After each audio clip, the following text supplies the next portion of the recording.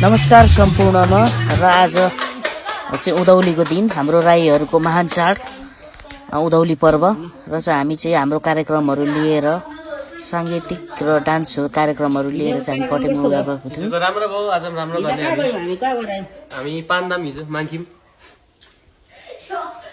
Mile हिजो कस्तो भयो कार्यक्रम? एकदम सलिड। आज हामी कहाँ जाँदैछौँ? आज हामी र हाम्रो तयारीहरू चाहिँ जारी हुँदैछ। जानलाई चाहिँ हामी तयारीहरू गर्दैछौँ, सामानहरू प्याक गर्दैछौँ, प्र्याक्टिसहरू धमाधम भइरहेछ। र हिजो चाहिँ हामी सुन्दर पानी पान्दाम भन्ने ठाउँमा प्रोग्राम गरेर आयौँ र आज चाहिँ हाम्रो फाल्टै ठाउँमा छ कटेबुङ गली पनि रहेछ, अब गर्दै पनि छौँ। त्योहरू खेलिसकेर हाम्रो कार्यक्रम विशेष कार्यक्रम छ। यहाँ स्थानीय दाईहरू हाम्रो गाउँको भाइहरूको एकदमै राम्रो राम्रो प्रस्तुतिहरू छ। उहाँहरू पनि पूर्वाञ्चल गट ट्यालेन्ट फाइनलिस्टहरू हुनुहुन्छ र हामी पनि हाम्रो कार्यक्रमहरू गर्दै आएका छौँ र जाडो एकदमै धेरै थियो।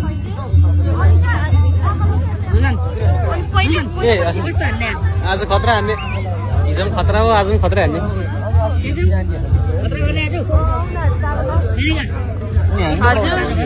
राम्रो सर हजुर राम्रो गर्छु।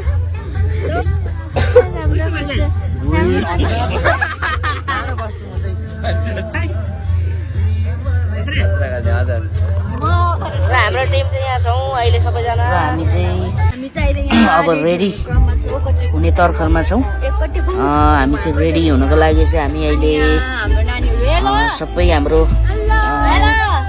दाइहरूले म्यानेज गरिदिनु भएको ठाउँमा चाहिँ हामी आइपुगिसकेका छौँ र रेडी पनि हुँदैछौँ। हाम्रो आज मारुनी डान्स, हिपहप अनि विभिन्न किसिमका कन्ट्याम